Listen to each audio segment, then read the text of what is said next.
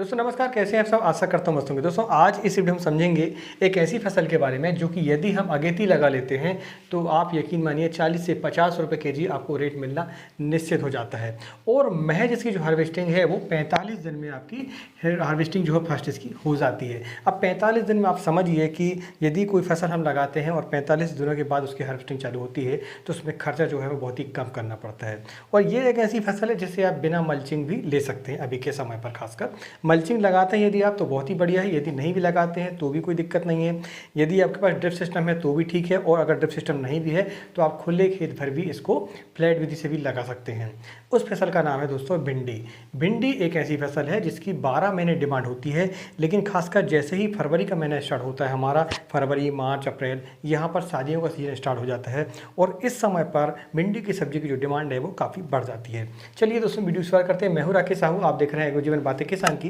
इस वीडियो पर जो भी आपको जानकारी दी जाती है यदि पसंद आए तो वीडियो को लाइक करें और चैनल पहली बार आए तो चैनल को सब्सक्राइब करें। हम अगेती भिंडी की खेती करते हैं तो हमें किन किन बातों का ध्यान रखना होता है, हम इस वीडियो पर 5 पॉइंटों के आधार पर चर्चा करेंगे। पहला पॉइंट होगा सही समय क्या होगा, दूसरा होगा हमारा जमीन की तैयारी हमें कैसे करनी होगी, तीसरा होगा बेसल खाद, और चौथा होगा बीज की मात्रा और वैरायटी का चयन हम कैसे कर सकते हैं। पांचवा होगा रोग और कीट प्रबंधन जो कि बहुत ही महत्वपूर्ण है। और वीडियो के अंत में हम जानेंगे एक ऐसी विधि के बारे में जो यदि आप इम्प्लीमेंट करते हैं तो आप यकीन मानिए आपको रेट तो 40 से 50 रुपये के जो मिलेंगे ही मिलेंगे, साथ में कीट प्रबंधन भी होगा और आप जो है दूसरे लोगों से आप महीने भर पहले भिंडी की काश्त कर सकते हैं। उस विधि के बारे में हम वीडियो के अंत में जानेंगे। चलिए दोस्तों वीडियो की शुरुआत करते हैं और पहले पॉइंट को जानते हैं। तो पहला पॉइंट है सही समय। सही समय का मतलब ये होता है कि हम किस समय पर लगाएं ताकि हमें रेट भी बढ़िया मिले और उसका जर्मिनेशन बढ़िया हो और हम रोगों से प्रति जो है लड़ने में सक्षम भी हों। तो सबसे पहली बात तो ये है कि जब आप अगेती लगाते हैं तो अभी का मौसम जो है वो ठंड का समय चल रहा है और ठंड के समय पर सबसे बड़ी जो बाधा आती है वो आती है जर्मिनेशन की। आप कोई भी सीड लगाते हैं ज़मीन पर तो उसका जर्मिनेशन जो है कम आ पाता है क्योंकि ठंड ज़्यादा होती है। तो इसके लिए हमें एक ऐसे समय के बारे में जानकारी होनी चाहिए ताकि हम लगाएं सीड तो हमारा अंकुरण जल्द से जल्द हो। ठीक है, तो उसके लिए मैं आपको बता दूं कि रात का जो टेम्परेचर है वो आपका कम से कम 15 डिग्री, ठीक है, 15 डिग्री तापमान यदि रात का हो जाता है तो आप यकीन मानिए आपकी जो भिंडी है वो जर्मिनेट हो जाती है। ये एक सही समय कहलाता है अगेती के लिए। इससे कम यदि टेम्परेचर रहता है तो फिर जर्मिनेशन में काफ़ी समस्याएं आती है। ठीक है, तो ये बात हो गई। सही समय कब होना चाहिए, तो वो जो समय है वो दोस्तों आप समझ लें उसको कि लास्ट दिसंबर, कभी कभी लास्ट दिसंबर में थोड़ी ठंड कम हो जाती है, लेकिन 15 जनवरी के आसपास का जो समय है, ठीक है, 15 जनवरी का जो आसपास का समय है ये बहुत ही बढ़िया समय है। आपकी संक्रांति जैसी होती है उसके बाद आप चाहें तो अगेती भिंडी की खेती कर सकते हैं। उस समय पर टेम्परेचर जो है रात का कम हो जाता है, लगभग 15 डिग्री 18 डिग्री उस समय हो जाता है। तो उस समय पर यदि आप काश्त करते हैं खुले खेत पर, ठीक है, एक विधि जो हम लास्ट में आपको बताएंगे उस पर आप पहले भी लगा सकते हैं, लेकिन हाँ अभी खुले खेत के बारे में बात कर रहे हैं। तो खुले खेत में आप 15 डिग्री टेम्परेचर आप रात का देख लें, सभी के पास मोबाइल है, टेम्परेचर का पता चल जाता है। दूसरा है ज़मीन की तैयारी। अब ज़मीन की तैयारी में क्या होता है, ज़मीन की तैयारी में आपको जो है 2 विधियां देखनी होती है। ठीक है, अब वो 2 विधियां कौन सी होती है, एक तो होती है आपके खुले खेत पर, ठीक है, आप खुले खेत पर जो है कुछ लोग जो है छिड़काव विधि से भी कर रहे थे भिंडी की खेती, और कुछ लोग क्या काम करते हैं छोटी छोटी क्यारियाँ बनाते हैं। ठीक है, छोटी छोटी क्यारियाँ ऐसे बनाती हैं और खुले पानी पर वो करते हैं। एक वो हो गया। दूसरा यदि आपके पास ड्रिप लाइन है तो ड्रिप लाइन अगर है आपके पास तो आप जो है आपको बेड बनानी पड़ेगी। अब बेड जब आप बनाएंगे तो उसकी जो दूरी वो क्या होगी, उसके लिए आपको, यदि आप खुले खेत की बात कर रहे हैं तो खुले खेत में छोटी बेड आप जब बनाते हैं खुले पानी के लिए तो आपको जो बेड टू बेड की जो दूरी है वो 2 फीट रखनी होगी। यानी कि एक बेड होगी आपकी, दूसरी बेड की जो बीच में जो दूरी होगी वो होगी 1 फीट। और यह जो है इसमें आपको 2 सीड लगाने होंगे, एक इस तरफ और एक इस तरफ, जग जग विधि से आपको लगाना होगा। देखिए ये हो गया आपका, ये हो गया, एक सीड यहाँ लगेगा, फिर यहाँ लगेगा, तो फिर यहाँ लगेगा। इसे बोलते हैं जग जग। ठीक है, जग जग ऐसा, ये जिग जैग विधि के थ्रू आपको खेती करनी होगी, चाहे आप खुले खेत पर कर रहे हो और चाहे आप ड्रिप पर कर रहे हो। अब ड्रिप पर करने पर आपको एक सावधानी बरतनी पड़ती है कि ये जो दूरी 1 फीट हमने आपको बताई है बेड टू बेड की, उसके लिए आपको बेड पे आपको जो दूरी है वो ज़्यादा करनी होगी। तो उस पर जो है आपको 3 फीट कम से कम लेना पड़ेगा यदि आप ड्रिप से खेती करते हैं तो आप क्या करेंगे, ड्रिप लाइन ये आपने बिछा दी है और फिर आप ऐसा सीट को लगाएंगे। ठीक है, ये 2 आपने लगा दिए, यहाँ हो जाएगा एक, फिर यहाँ आपने लगाया, फिर एक यहाँ हो जाएगा, फिर एक यहाँ हो जाएगा। ठीक है, तो ऐसा एक जिग जैग आपका ये बन जाता है। तो इस विधि से आप करेंगे तो जो बेड टू बेड की दूरी होगी वो 3 फीट होगी। ठीक है, बेड टू बेड जो होगा 3 फीट होगा, और पौधे से पौधे आप जो है 6 इंच से लेकर 9 इंच की दूरियाँ रख सकते हैं। आपकी ज़मीन कैसी है, उसकी अगर क्वालिटी है ज़मीन पर, तो आप जो है 9 इंच रखेंगे तो भी पौधा बढ़िया बनेगा। और दूसरी बात यह है कि हार्वेस्टिंग भी आपको बढ़िया मिलेगी। लेकिन आपकी ज़मीन अगर कमज़ोर है, उसमें ताकत कम है, तो फिर आपको सीड की जो मात्रा है वो बढ़ानी पड़ेगी, पौधों से पौधों की जो संख्या है वो आपको बढ़ानी पड़ेगी, तब जाके आपको फ़ायदा होता है। तो ये इसके लिए आपने समझ लिया कि 2 प्रकार से कैसे हम भिंडी की खेती कर सकते हैं। ज़मीन की तैयारी तो आपको पता ही है, आपको पहले प्लाऊ चलाना पड़ेगा, बेड बनानी पड़ेगी, ये सारी चीज़ें तो आपको पता है।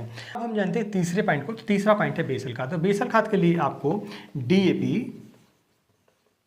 50 kg प्रति एकड़ की हम बात कर रहे हैं, ठीक है। और इसके साथ में आपको MOP लेने पड़ेंगे। MOP यानी कि म्यूरेट ऑफ पोटाश आपको 25 kg। इसके साथ में आपको लेना पड़ेगा सल्फर, ठीक है। सल्फर आपको 10 kg। और फिर आपको सगारिका 5 kg। और इसके साथ में कीटों की समस्या जब ज़्यादा आती है, फल छेदक वगैरह, उसके लिए आपको कार्बोफोरान 4 kg। ये आपको जब आप ज़मीन तैयार कर रहे हो तो उस समय पर आपको डालना होगा। यदि आप ड्रिप से खेती करते हैं तो आप बेड में सीधा इसको डालें ऊपर से बेड पर, और यदि आप खुले खेत पर कर रहे हैं तो फिर आपको क्या करना होगा, पहले इसको डालना होगा आखिरी जुताई के पहले, और इसके बाद फिर आप जुताई करते हैं। तो ये 2 तरीके से आप जो है बेसल डोज को दे सकते हैं। इसके बाद चौथा पॉइंट है बीज की मात्रा। और बीज की मात्रा के साथ में आप वैरायटी का चयन कैसे कर सकते हैं। तो बीज की मात्रा का निर्धारण जो है आप किस विधि से खेती कर रहे हैं उस पर निर्धारित होता है। यदि आप 1 फीट की दूरी पर बेड बनाकर कर रहे हैं तो आपको जो बीज लगेगा वो लगभग 4 से 5 kg लगेगा, ठीक है। छिड़काव विधि से भी इतना ही लगेगा। लेकिन यदि आप ड्रिप से खेती करते हैं तो जो बीज की मात्रा है वो आप 3 kg से लेकर 4 kg तक आपको लगेगा, थोड़ा सीड कम लगेगा उसमें आपको, ठीक है। अब वैरायटी के चयन की हम बात करें तो वैरायटी के चयन में आप अपने एरिया के हिसाब से देखें और समझें कि आपके एरिया पर कौन सी वैरायटी ज़्यादा चलती है क्लाइमेट के हिसाब से, ठीक है।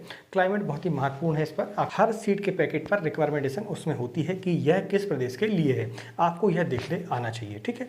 आप हमारी बातों पर तो विश्वास कर सकते हैं, लेकिन फिर भी आपको अपने जो पैकेट आप देख रहे हैं वहाँ पर आपको देखना होगा।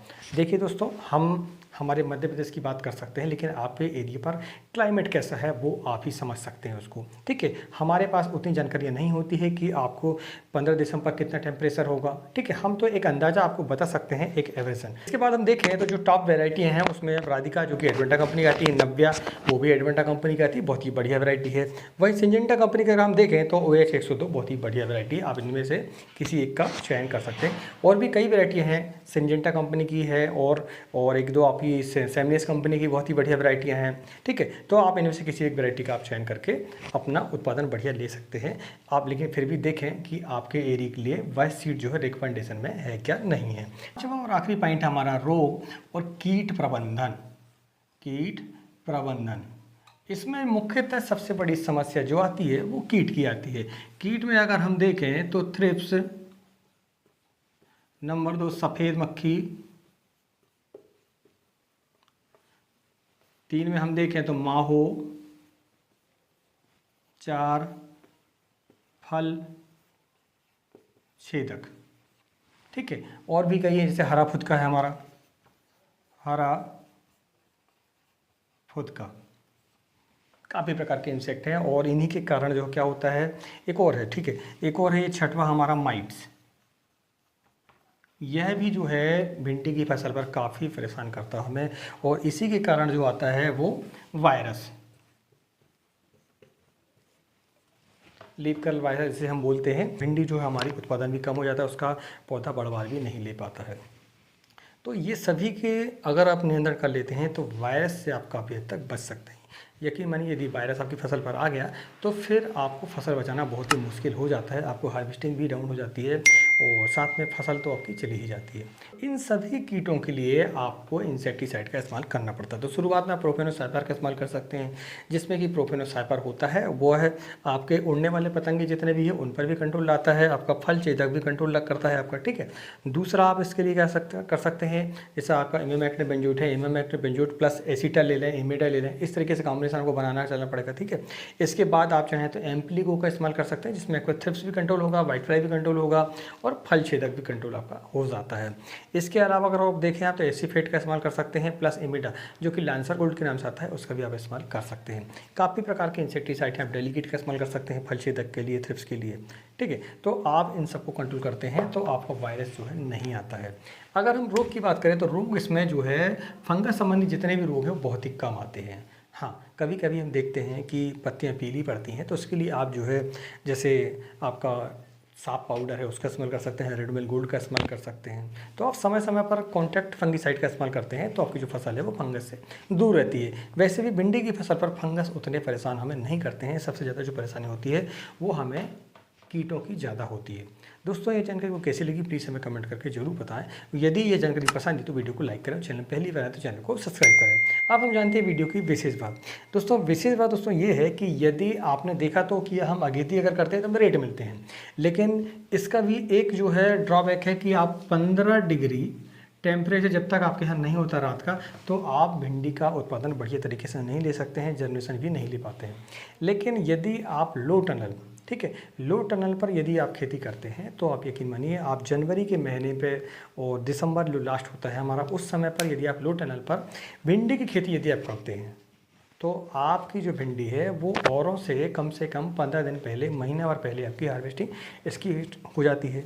दूसरा ये कि ये जो कीट है ये आपकी फसल पर परेशान नहीं करते हैं, आपको ज़्यादा इंसेक्टिसाइड स्प्रे नहीं करना पड़ता, क्योंकि आप जब उसको ढक देते हैं तो ना थ्रिप्स परेशान करती है, ना वाइट फ्लाई परेशान करती है, आपको जो है ज़्यादा परेशान नहीं होना पड़ता है और आपकी फसल हार्वेस्टिंग पर पहले आती है और पौधा भी अच्छा बनता है, उस पर ठंड का प्रकोप नहीं होता, पाले का प्रकोप नहीं होता। तो आप यदि संभव हो तो लो टनल, ठीक है, लो टनल का इस्तेमाल करके आप अपनी फसल को अगेती बढ़िया तरीके से लगा सकते हैं, उत्पादन भी बढ़िया ले सकते हैं और रेट भी अच्छे ले सकते हैं। यदि आपको लो टनल के बारे में ज़्यादा जानकारी चाहिए हो तो आप हमें कमेंट के माध्यम से लिखें, हम जो है अगला वीडियो इस पर ला देंगे।